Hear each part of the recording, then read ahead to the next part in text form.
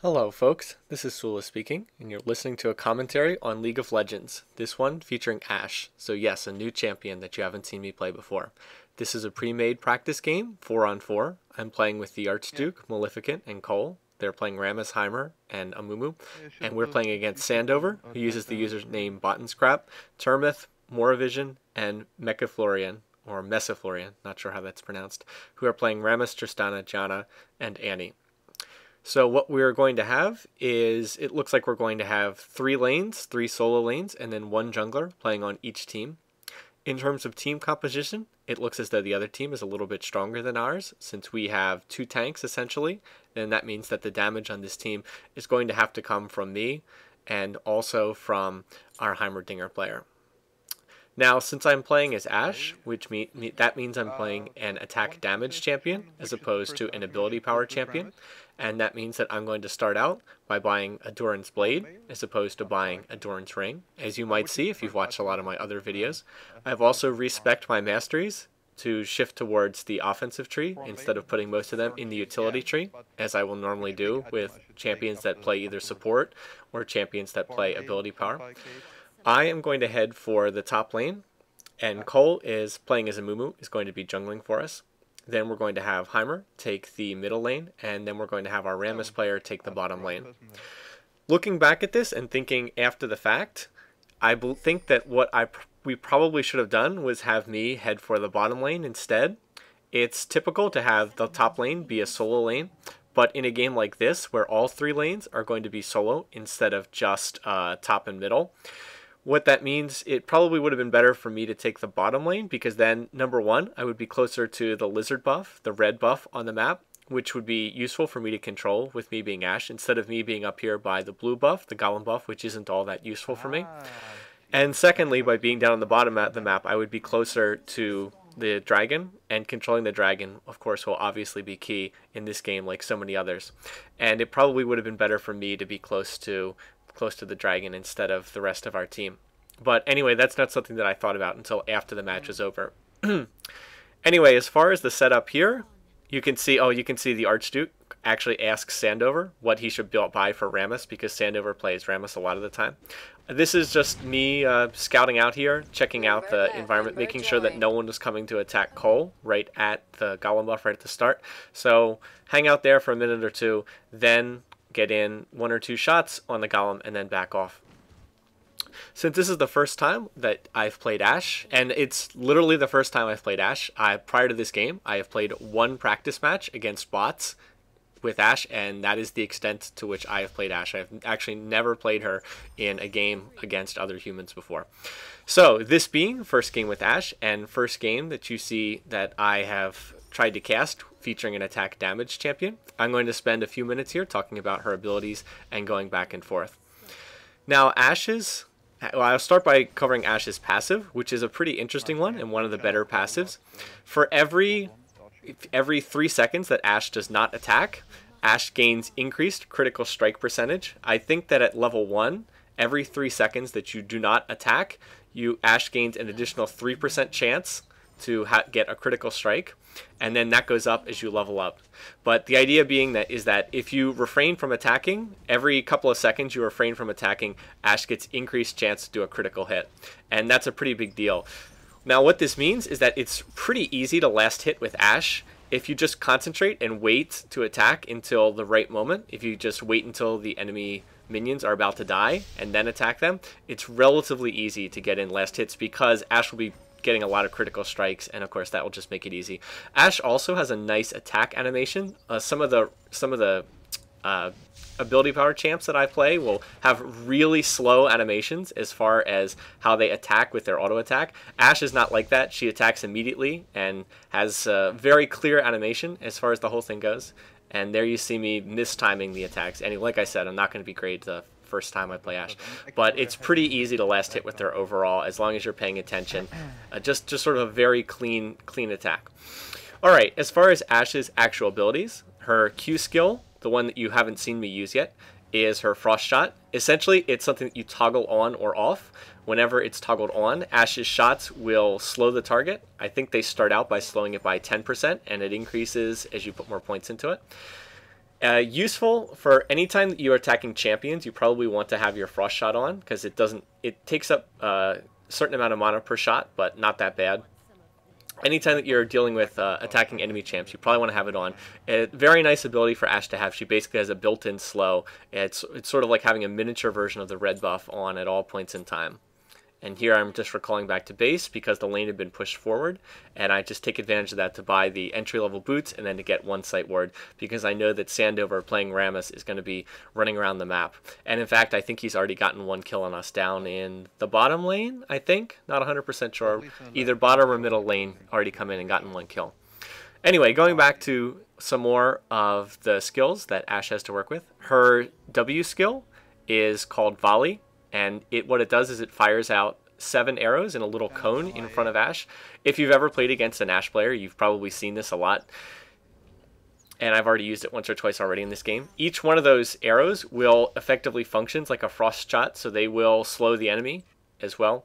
And here I'm going to kite the enemies a little bit as I walk back, but I don't do a very good job on it, so because you can see I don't get that minion killed.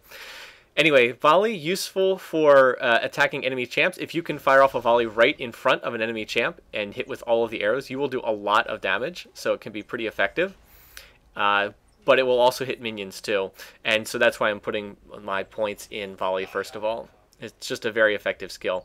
Now, one thing you don't want to be doing is you don't want to be shooting too many minions. Now, for instance, there were a ton of minions grouped up against the tower, which is why I used it. But generally speaking, you want to save your mana for harassing enemy champions. You want to use volley to harass enemy champs. You don't want to be wasting it on enemy minions. For one thing, it'll drain you of mana pretty quickly, unless you have a lot of mana regen runes. So like there, you can see I do some good damage to Mecha Florian. And secondly, you just don't want to push the lane really far forward.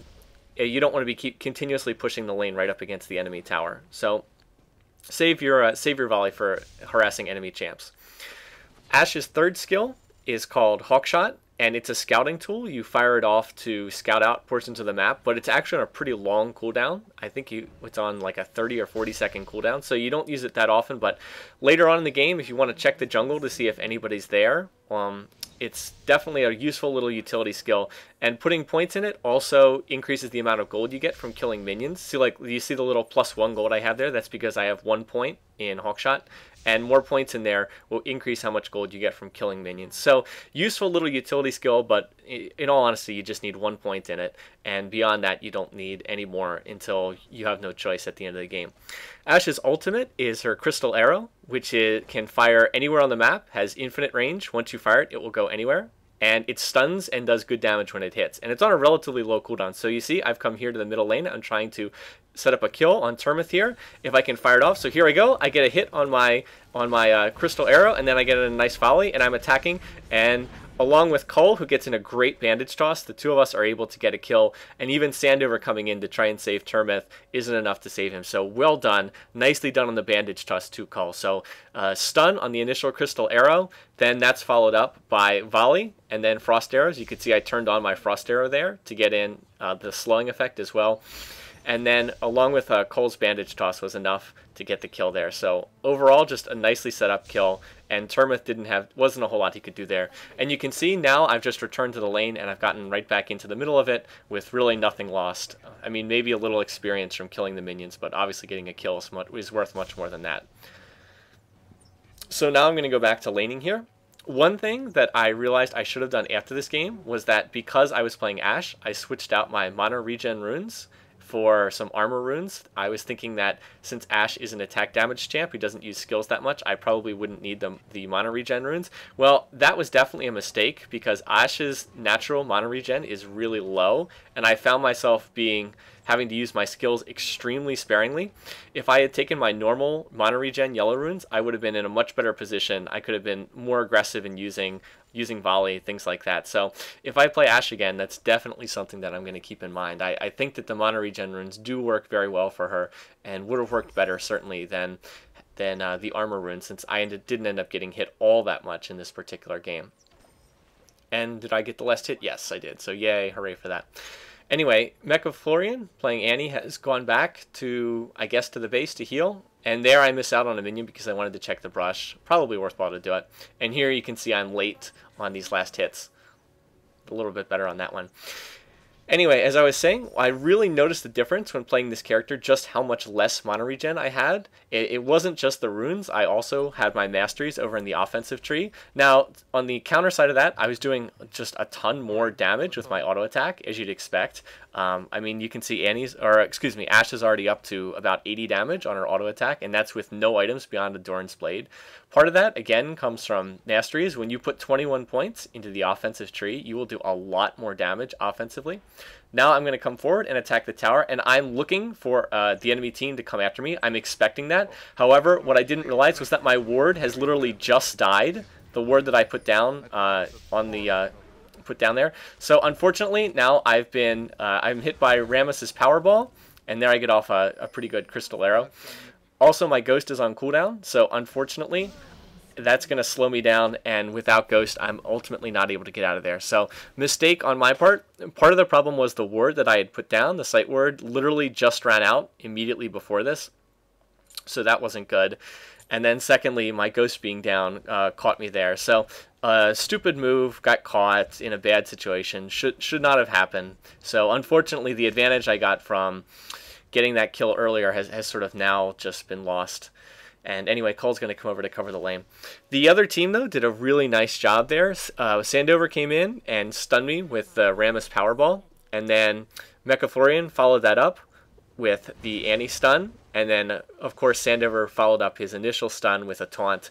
And that meant that I was in trouble. Now, see, Archduke over here has done the same thing. He's come forward, and now he's been taunted, and he's in a lot of trouble here. Sandover's pursuing him, and I think Sandover's better items. And now in comes more vision, as Janna and the two of them are able to pick off Archduke and kill him. So the same mistake that I've made earlier is now made also down in the bottom lane. So silly mistakes on our part, just poor play. Now here's one thing that I was thinking about. I think I could have been a little bit more aggressive here in going after Mecha Florian here. In addition to just last hitting these minions, one thing I think I could have done would have been to wait until after he used Annie's stun and then immediately just, charge in, initiate with the Ashe Crystal Arrow, and then just follow it up with a volley and then start using the Frost Arrows. I think I could have gotten in some really good harassment and possibly either forced a retreat or gotten a kill, because when Annie doesn't have her stun up, she's actually pretty weak overall, and you can be pretty aggressive in coming up after her. So like right now, Annie's got her stun up, so that means I have to be careful. But as soon as Mecha Florian uses that stun, and I have no idea why Annie's like dancing in a circle there, like right now, as soon as he uses that, that would be the time to go in. And you can see I am harassing, but I could have harassed a lot more effectively. But anyway, it's something to consider for the future. In particular, if Flash were to be off cooldown, I could sort of flash over the minions and then initiate and then try to do some damage that way. Anyway, the other lanes not doing too well. I do have a kill here, but otherwise we're down 1-4 overall in kills, so we're definitely a little bit behind here in this game. I haven't had too much trouble farming minions. Like I said, Ashe isn't too hard to farm with. So we are now up against the time limit for this video, so stay tuned for more action in part 2.